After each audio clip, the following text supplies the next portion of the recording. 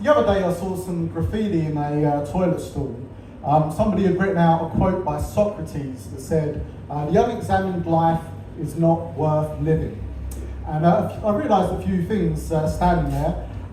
Firstly, that the patrons of this service station, Burger King, are much more well read than I realised. Two, if you leave your phone number next to a really good quote, I probably will suck you off.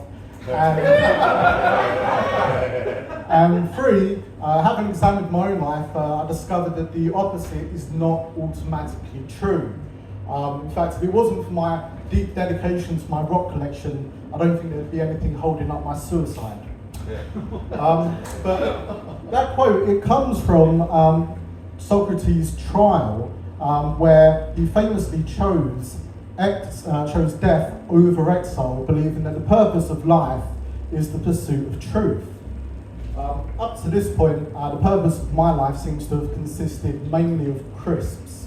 But I do think that Socrates found it easier to give up his life for his beliefs, having lived in ancient Greece, whereas, as far as I understand, they didn't have crisps.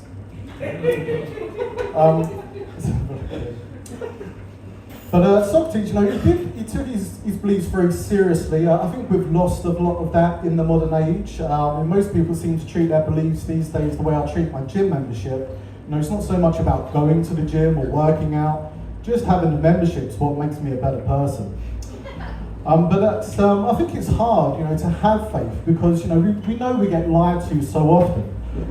Take the story of the mathematician who's the guy who first worked out how to accurately measure the height of Mount Everest, proving it to be the highest point on Earth. He actually lied to us about the height. Myself being an avid weed smoker, I was automatically suspicious of the claim because I know for a fact that I myself on occasion have been the highest point on Earth. But what happened is when he worked out the height, it came out at exactly 29,000 feet. And he thought that that wouldn't sound believable, so he added on an extra 2 feet to the height. Now, I don't think that we should hold that against him because he was a man, and exaggerating how big things are is just second nature for most of us. And as far as I understand, the first person he told was a girl he was trying to impress, and the simple truth is that most girls will not mount a geological landform that isn't more than 29,000 feet tall. You may also have heard the idea that almost all religious scholars agree that Jesus Christ was born somewhere between 6 years before Christ and 4 years before Christ. And that belief, as far as I understand, is based on just one single artifact that they found along with the Dead Sea Scrolls that had Jesus' date of birth on it. It was a provisional driving license that Jesus got when he was 14, once again to Nazareth nightclubs. But Jesus, like Socrates, he was killed because of the things that he did and he said. But what's interesting about Jesus is that, whilst Socrates, he was found guilty at his trial, Jesus was actually found innocent. And that was actually the reason why they killed him. Because, how does that happen? How does a man with Jesus' track record get found innocent in a court of law? This is the man that, if you remember, distributed alcohol in an unlicensed venue, went around spitting in the eyes of blind beggars.